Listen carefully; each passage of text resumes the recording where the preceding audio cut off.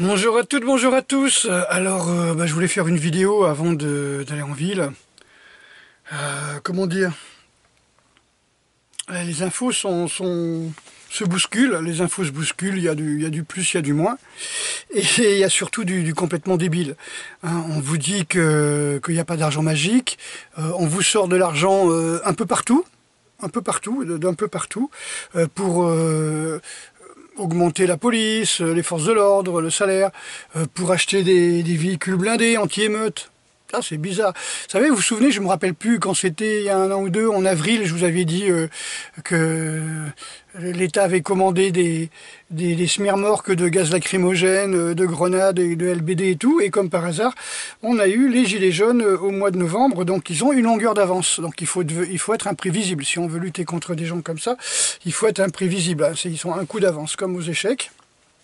Donc ils manipulent un petit peu avec beaucoup de, comment on appelle ça, d'opposition contrôlée.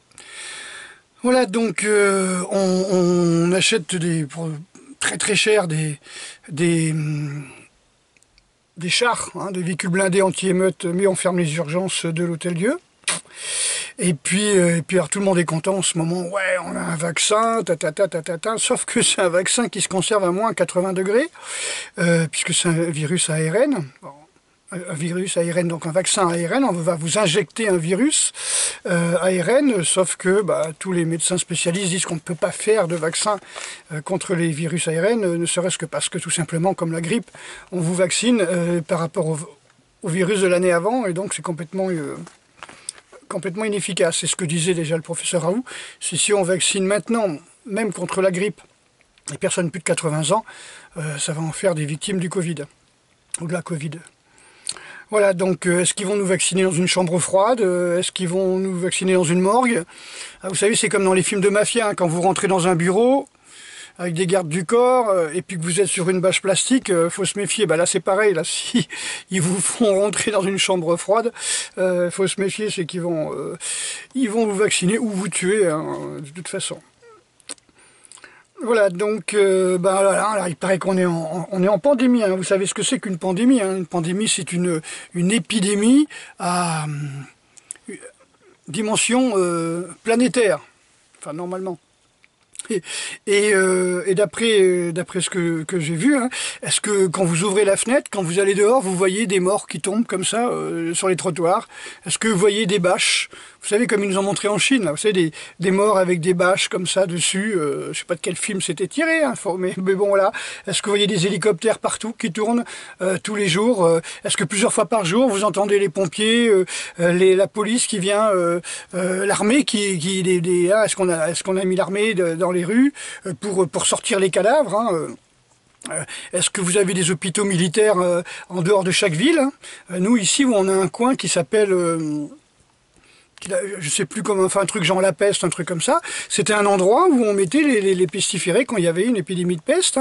Donc on les avait mis loin de la ville, vous voyez, au moins 5-6 km de la ville, voire 10. Et il y avait donc un endroit où on essayait de soigner ces gens-là, en tout cas on les mettait là. Là, il n'y a pas ça. Il n'y a pas d'hôpitaux de campagne, hôpitaux mobiles de campagne autour des villes ou pourtour des villes. Et je vois pas des morts. J'ai personne dans ma famille qui est malade ou qui est mort du Covid. Quand Véran vous parle d'un jeune homme qui était entre la vie et la mort à 28 ans parce qu'il avait le Covid, non. À 28 ans, si tu meurs du Covid, c'est que tu as vraiment des sacrés problèmes ou bien qu'on te laisse crever. Mais bon, en général, personne ne meurt du Covid à 28 ans. Je veux dire, en général, on meurt d'une comorbidité. Peut-être que c'est quelqu'un qui, comme on dit, un sportif de haut niveau qui prenait des produits, ou un mec qui fumait 4 paquets par jour, ou un type qui était dépressif, ou qui sniffait la cholarustine, voilà, ou qui avait un problème génétique, mais bon. Voilà, c'est un petit peu comme le sida, c'est-à-dire qu'en fin de compte, vous ne mourrez pas du Covid ou du sida, vous mourrez des maladies que vous avez, et le sida, c'est-à-dire l'effondrement du système immunitaire ou le Covid, arrive avec, c'est la goutte d'eau qui fait déborder le vase, mais bon, si vous êtes en bonne santé, je vois pas. Enfin, personnellement, si je suis au Japon, je vais mettre un masque, mais si je suis malade, pas si je suis en bonne santé, on ne met pas de masque quand on est en bonne santé. Voilà, où est cette pandémie où est cette pandémie qui vous empêche de vivre, de sortir enfin, on va dire, pour qui on nous empêche de sortir, voilà, c'est l'excuse, hein, vous avez bien compris ma façon de penser, hein, voilà, donc beaucoup de censure, beaucoup de sites qui se ferment. Vous avez vu le film Hold Up, alors c'est pas la peine de m'envoyer des films, je les ai vus, hein, le film Hold Up, tout ça, parce que j'en reçois à peu près, là, depuis le 11, je l'ai reçu 30 fois. Sauf que le 11, je l'ai reçu, je l'ai mis. Enfin, je l'ai regardé 2 fois d'abord, et après, je l'ai mis sur ma page Facebook. Donc, c'est pas la peine de m'envoyer 30 fois le film. Vaut mieux regarder d'abord ma page si je l'ai pas mis. Vous voyez, c'est un peu chiant à chaque fois. Je poste un truc, et 2 heures après, je reçois 10 fois le film. Voilà, donc c'est important, ce film. Il faut bien regarder un petit peu ce qui se passe. Et c'est d'autant important que vous avez une nana de LRM là, qui arrive à la télévision en insultant carrément, en menaçant une journaliste en disant pourquoi vous vous mettez en danger en défendant ce film, vous voyez, ou en parlant de ce film, ou en faisant la promotion de ce film. Mais il y a surtout vous vous mettez en danger. Vous voyez, c'est un petit peu, on va te faire une proposition que tu peux pas refuser. Tu vois, c'est un petit peu le parrain, vous voyez, un petit peu. Quand vous avez une représentante du gouvernement, soi-disant chargée en communication, qui arrive et qui menace comme ça une journaliste en lui disant vous vous mettez en danger. En n'étant pas d'accord avec ce que l'on dit, vous mettez en danger. Autrement dit, tous les gens qui ne sont pas d'accord avec le gouvernement sont menacés, enfin disons qu'ils se mettent en danger. Mais bon, je pense pas que ceux qui ont délivré les pays, ceux qui ont combattu le fascisme ou le bolchevisme dans leur pays, l'ont fait sans se mettre en danger. Hein. Donc, ou c'était des suiveurs, ils ont baissé leurs pantalons, puis ils sont bien beurrés l'arrêt, ou bien ils se sont mis en danger. Parce qu'il y avait quelque chose qu'on appelle l'avenir qu'il fallait protéger. Hein. Déjà, ils l'ont pas fait pour eux, ils l'ont fait pour leurs enfants, pour leurs petits-enfants. Alors, est-ce que vous voulez que vos enfants et vos petits-enfants aient un masque? Alors, c'est assez marrant, quoi. On a une pandémie, effectivement, on a une pandémie, en tout cas en France, hein, il paraît qu'en France, on a plus de cas que la Chine, enfin que l'Asie et l'Afrique réunies. Hein. Donc, c'est extraordinaire. Et, comment dire, on a un cas on a une pandémie d'asymptomatiques, hein, c'est un mot qui vient de sortir. Nous sommes asymptomatiques, pour pas dire nous sommes en bonne santé. Mais vous savez, là on est dans un film de science-fiction, parce que là voilà, on nous sort des trucs. Bon, mais par contre, ceux qui ont vu le Dr Knock, hein, sinon il est sur YouTube, hein, je vous conseille d'aller le voir, hein, avec Louis Jouvet, c'est très très bien fait, avec le signe hein, qui veut dire ce que ça veut dire, hein, c'est-à-dire le médecin qui parle au pharmacien. D'accord, le petit signe franc-maçon. Donc, en fin de compte, on est dans le Dr Knock et puis le malade imaginaire. Vous savez, tout bien portant est un malade qui s'ignore. C'est assez marrant. J'avais joué, ce qui est bizarre, c'est que j'avais joué le Dr Knock, une scène du Dr Knock en colonie de vacances. C'était au Béarn, je vois, dans une colonie militaire, quand j'avais 10 ans. Et j'avais joué aussi une scène du malade imaginaire quand j'étais à l'école. Comme quoi on se retrouve avec des mémoires qui reviennent, hein, comme ça. Hein. Tout bien portant est un malade qui s'ignore. Hein. Ça veut dire que vous croyez être bien portant, mais en fin de compte, non. C'est un petit peu l'histoire du docteur Knock, hein, où il rentre dans un village où tout le monde est en bonne santé, et grâce à la presse, c'est-à-dire aux gardes champêtres, aux pharmaciens et à l'éducation, c'est-à-dire aux maîtres d'école, il arrive à faire tomber tout le monde malade. Enfin, à faire croire que tout le monde est malade. Pour rapporter de l'argent aux pharmaciens et à lui-même. Voilà. Donc nous sommes dans une pandémie d'asymptomatiques. Hein. Donc on est tous masqués. Ok, on est masqués. Mais eux, ils sont démasqués, vous voyez, ils sont démasqués. On a bien compris que c'était une bonne connerie. Alors, je voulais vous montrer un truc que j'avais dit, il faut que je le marque. Oui, voilà, donc vous connaissez tous, hein, je vous en ai déjà parlé plein de fois, mais c'est marrant de le redire, parce que vous voyez comment c'est utilisé. Parce qu'avoir des informations, c'est bien, il faut voir comment les gens qui nous gouvernent les utilisent. Il y a un film qui s'appelle... Mon oncle d'Amérique, hein, où l'on voit les expériences du docteur Laborie. Donc il paraît que c'est dans l'éloge de la fuite, il en parle aussi dans l'éloge de la fuite, le livre l'éloge de la fuite. Et donc on voit un rat qui est dans une cage, vous savez c'est une cage qui est séparée en deux, hein, une cage en grillage, comme ça, qui est séparée en deux, et vous avez une petite porte. C'est-à-dire vous avez un mur avec une petite porte. On envoie un signal, hop, et on électrifie la partie de la cage où il est. Là, le rat, il est un peu perdu au départ, et hop, il passe la porte, et là, c'est pas électrifié. Donc à partir de là, tout va bien. Il sait que quand il entend, hop, il va se mettre dedans. Il va se mettre à l'abri parce qu'il entend, il va échapper au stress. Par contre, si on ferme la porte, si on ferme cette petite porte et qu'on envoie le message et qu'il essaye de passer, qu'on électrifie ou pas, de toute façon, il pète les plombs. Il pète les plombs parce que il vit dans le stress. Et on aperçoit que c'est ce genre de rat qui va faire des cancers. Donc, ce ne sera pas le premier de dire, comme Gervase ou comme d'autres, que le cancer venait du stress. Moi, quand j'avais 10 ans déjà, alors en 67, on disait le cancer, c'est un truc qui vient du stress. D'ailleurs, à l'époque, on disait, oh, ça passe avec de la vitamine C. Je dis ça, je dis rien, hein, ça déjà, en 1967. Voilà. Et donc, si on met un deuxième rat, par exemple, dans la cage, qu'on électrifie, le rat, il ne peut pas fuir. Donc il va combattre. Vous savez, combattre ou fuir. Combattre ou fuir. Fight or fly. Hein.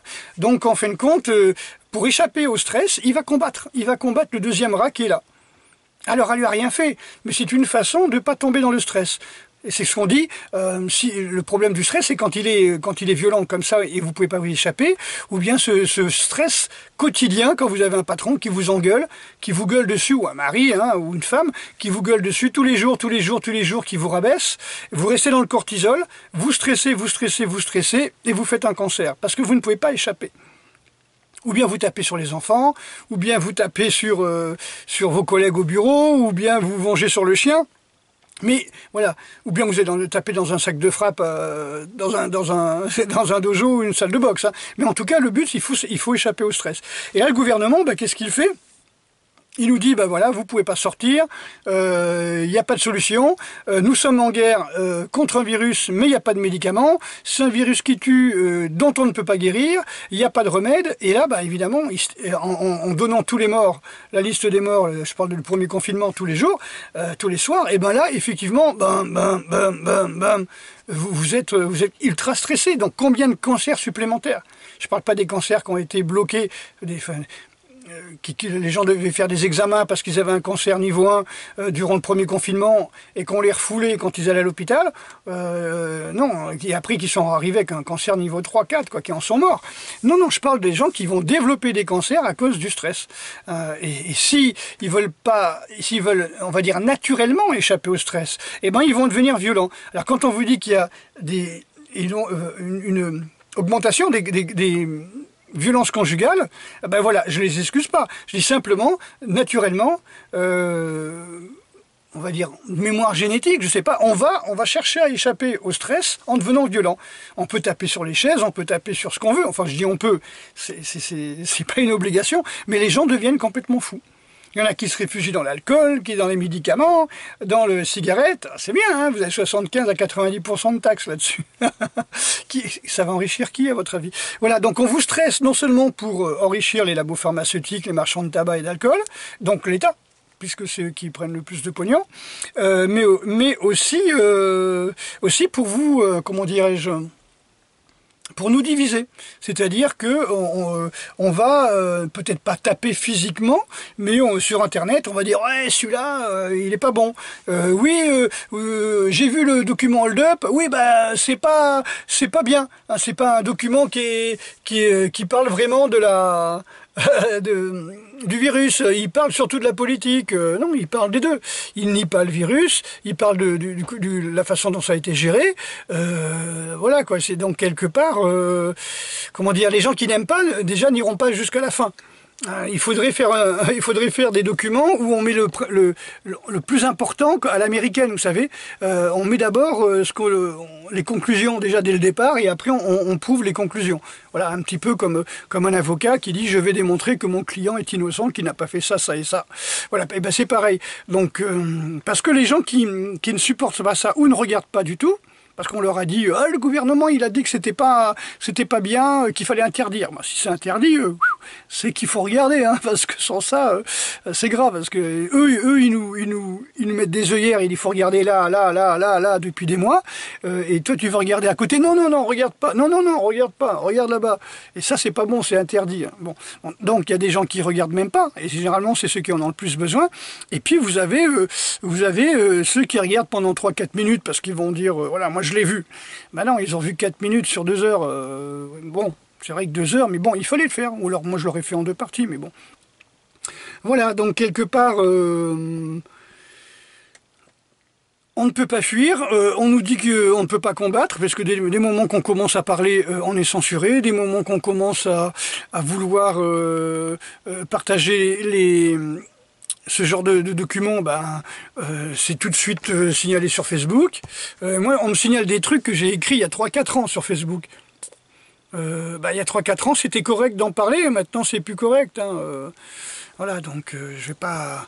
Hein, il y a des mots qui sont interdits maintenant, qui étaient tout à fait autorisés il y a 60 ans, il y a 70 ans. Vous voyez, quand j'avais 10 ans, j'entendais des mots, je dis, mais ça, quand même, c'est des insultes. Non, c'est comme ça. Et puis quand j'avais 17 ans, j'entendais des vieux qui parlaient, en utilisant certains mots que je ne veux pas dire, qui n'étaient pas des insultes à leur époque, qui n'étaient pas considérés comme étant péjoratifs ou des trucs comme ça. Voilà, donc je préfère rien dire. Ok, donc n'oubliez pas, hein, tout bien portant, vous êtes bien, vous faites du sport, vous arrivez, vous courez tous les jours, vous avez le moral et tout, et on va vous dire, mais monsieur, mettez votre masque parce que vous risquez de rendre malade les gens. Ah bon? Tout ce qu'on peut risquer, c'est de leur rendre le moral, quoi, en leur disant t'as moins de 85 ans, t'as pas de cancer, tu risques rien. Mais non, faut pas le dire, ça, faut pas le dire. On va dire que 90% des gens qui sont morts avaient plus de 85 ans, et parmi cette population-là, 80% sont morts avec plus de 90 ans, quoi, quelque part comme ça. Donc ça devient du grand n'importe quoi. Et quand on dit que je raconte que des conneries, souvent je mets une vidéo, en l'espace d'une heure va y avoir, je dirais, je sais pas moi, entre 700 et 1000 vues, il va y avoir à peu près 500 likes, et puis il y a un con qui va disliker, et parfois de temps en temps, tous les 7-8 vidéos, il y en a un qui dit « Ouais, n'importe quoi, tu racontes, qui es-tu, t'es qui pour dire ça ?» Je comprends qu'ils ont peur, mais j'y peux rien, quoi. Je veux dire, ils ont peur.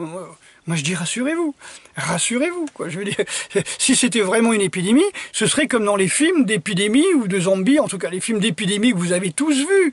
Vous avez tous vu le film Virus, les films sur les épidémies. Qu'est-ce qu'on voit? On voit des sacs à viande partout le long des trottoirs qui s'agglutinent, un petit peu ce qu'ils ont voulu nous montrer les Chinois au début de la épidémie en Chine, tu vois.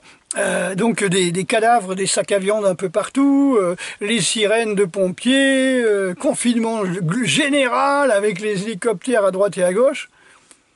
On sait pas ce qui se passe hein, dans les hélicoptères. On voit des camions, oui, on peut aussi faire n'importe quoi dans les camions. On peut mettre aussi des sacs à viande vides, comme on voit dans une photo où on voit des infirmières qui sortent soi-disant un sac à viande, hein, c'est-à-dire un linceul, quoi, hein, si vous voulez, et puis elles le tiennent, vous voyez, je sais pas si on le voit, elles le tiennent comme ça, juste avec 2 doigts, vous voyez. Donc, je sais pas si vous avez un cadavre, je sais pas si un mec. Alors, on sait aussi beaucoup que dans les gens qui meurent du Covid, donc sont âgés, mais en tout cas, le facteur de morbidité le plus important, enfin, les deux plus importants, c'est la BPCO, c'est-à-dire en fin de compte, ils ont des bronchopneumonies obstructives, hein, parce qu'ils ont fumé toute leur vie, par exemple, et l'obésité. Hein, diabète, obésité, bien sûr les cancers, mais on va dire diabète, obésité et BPCO. Et quand on voit un type de 130 kg qui meurt, on ne prend pas avec deux doigts comme ça de chaque côté du drap pour le porter. Ça pèse très lourd. Voilà, donc on voit des images, on voit des photos, on peut pas les analyser. Comme je dis, pour avoir fait partie d'un caméra photoclub pendant des années, enfin 2 caméras photoclub à Saint-Thé-à-Royan pendant des années, je peux vous garantir que c'est n'importe quoi. On peut faire dire ce que l'on veut à une image. On peut faire croire n'importe quoi, qu'on est n'importe où. On peut truquer, on peut être assis sur un tas de cadavres, par exemple, et filmer l'horizon en disant non, il n'y a pas de mort. voyez, ou comme à Srebrenica, déterrer des cadavres fraîchement enterrés, sortir les morgues, aligner tout ça par terre et dire, voyez, les Serbes sont arrivés, ils ont tué, ils ont fait d'épuration ethnique, ils ont tué 200-300 personnes. Voilà, donc on peut faire dire ce que l'on veut. L'information, c'est tout à fait personnel. C'est l'important, c'est pas ce que l'on voit, c'est ce que l'on croit de ce que l'on voit. Hein. C'est comme disait Épictète, hein, tout événement est neutre. C'est nous notre imagination qui va déterminer si c'est bien, si c'est mal, notre éducation, éducation religieuse, éducation nationale, éducation familiale, ethnique si vous voulez aussi, qui va décider si c'est bien de se promener avec une jupe longue, une jupe courte, avec un voile sans voile, avec une barbe sans barbe, avec un masque sans masque. Oui, je veux dire, entre l'éducation d'un sikh et d'un, je sais pas moi, d'un individualiste young leader complètement assujetti au libéralisme, l'ultralibéralisme américain, qui se promène avec une plume dans le cul, je sais pas moi, un capuchon tricoté sur le sgeg à quatre pattes par terre pendant la Gay Pride, ça fait deux choses totalement différentes. Hein. Ils n'ont pas du tout la même mentalité, mais chacun pense qu'il fait bien. Chacun pense que ce qu'il fait est bien. Dans l'un, il va se préserver pour le mariage, il va être beaucoup dans la spiritualité, il va faire des prières plusieurs fois par jour, et l'autre, il se promène à quatre pattes, tenu en laisse par un mec habillé en cuir, avec une casquette en cuir et un collier de chien. Bon, les deux se disent, non, ce que je fais, c'est normal. Donc, quoi qu'il y en a peut-être un des deux qui a envie de provoquer. Voilà, je dis pas lequel, c'est vous qui déciderez. D'accord, donc... soyez relaxés, soyez détendus, respirez de l'air frais, détendez-vous.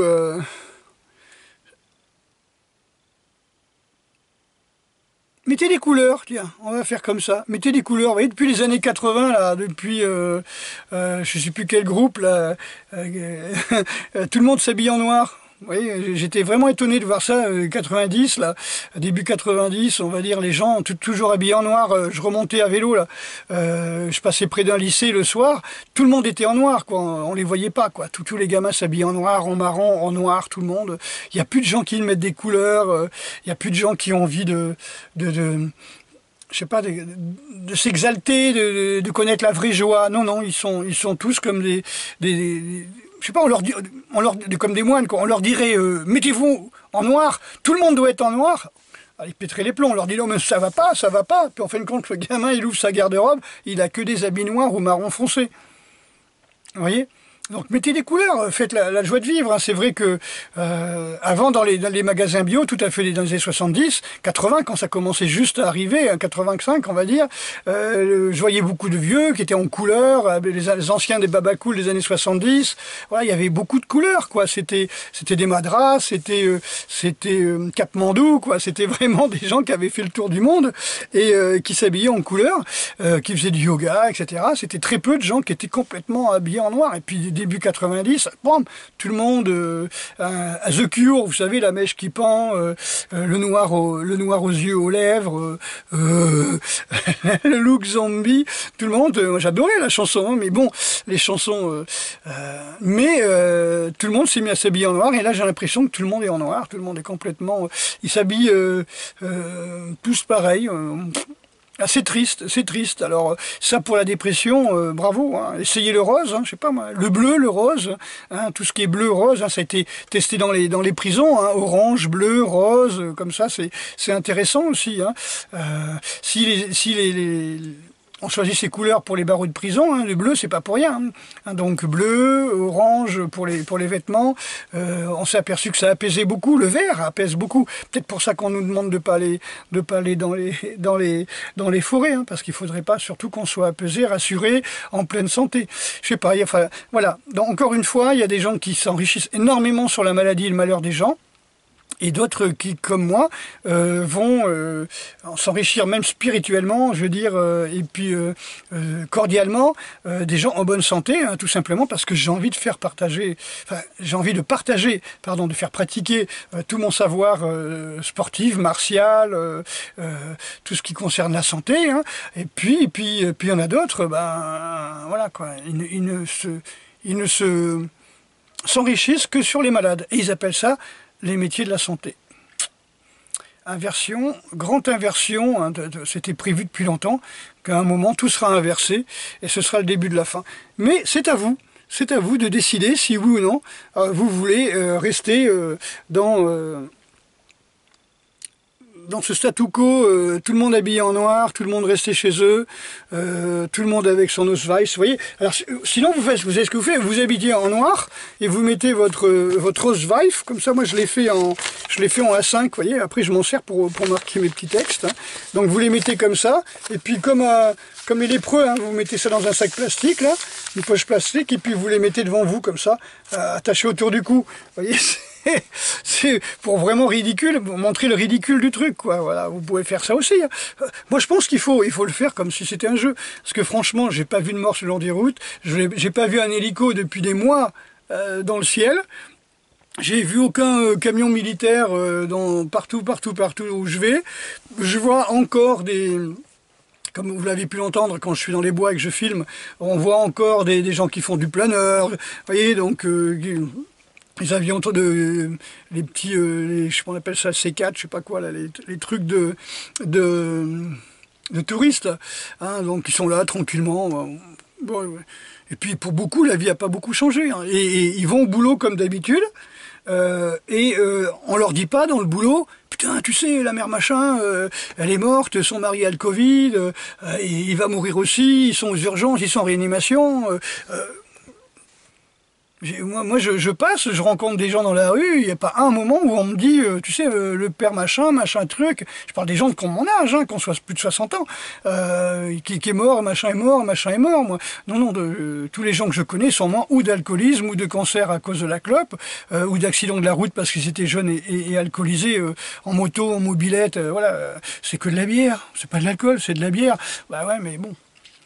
Voilà, avec la copine derrière qui se retrouve morte à l'hôpital aussi, le gars lui se retrouve amputé. Voilà, mais c'est pas grave. Voilà, toute ma génération, ça a été ça, quoi. Tu vois, les gens que j'ai vus qui étaient morts comme ça. Et oui, il n'y a pas eu de guerre, donc fallait bien que les gens on trouve un moyen de limiter la population, mais ça suffit pas, quoi. Ok, on se laisse pas faire. Colorez-vous, tiens, vous voyez les personnages là, colorez-vous, mettez-vous en couleur là, du rouge, du vert, là.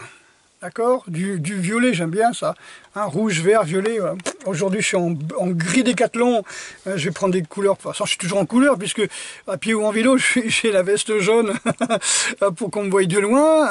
Alors souvent, je mets un kawaii rouge avec le petit poncho jaune, là, vous savez, fluo, là, du gilet jaune.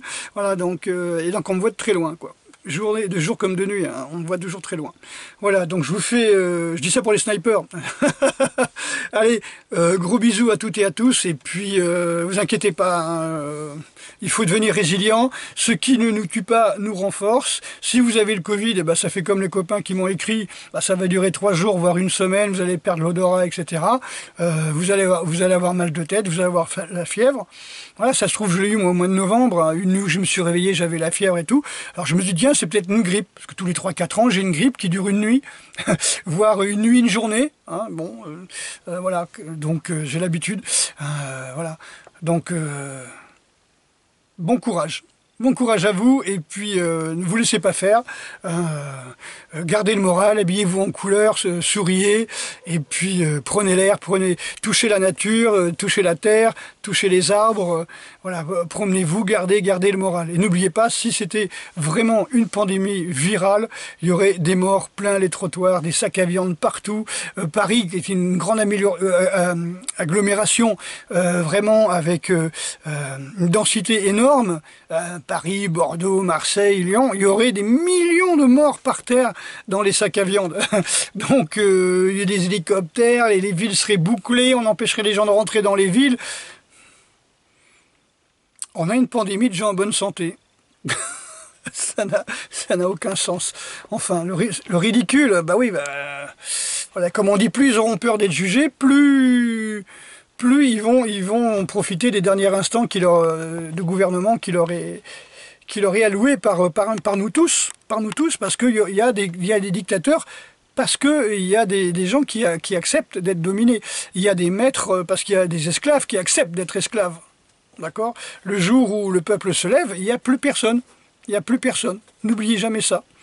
Et puis, je veux dire, des millions et des millions et des millions ont été donnés aux médias pour mentir, pour être copain avec le gouvernement, pour dire ce que le gouvernement prétend. Mais les chiffres, la réalité ment. Quoi, je veux dire, on vous confond létalité et mortalité. Hein, c'est un virus qui est, d'après ce que j'ai compris, 0,05%, je crois, si vous voulez, on va dire, de mortalité dans la population. Et ceux qui l'ont risquent de mourir à peut-être 0,5%, un truc comme ça. Bon. Bah, la grippe, le cancer, cancer du cul, cancer du poumon, il y a bien plus de morts, hein, je veux dire. Enfin, de risque de mourir. Le cancer du poumon, c'est pratiquement 100%, vous allez crever, quoi. Je veux dire, surtout si vous subissez les traitements. Allez, à bientôt. Courage, force et honneur. Ils ne passeront pas. Allez, à ça siempre. La Victoria. À bientôt.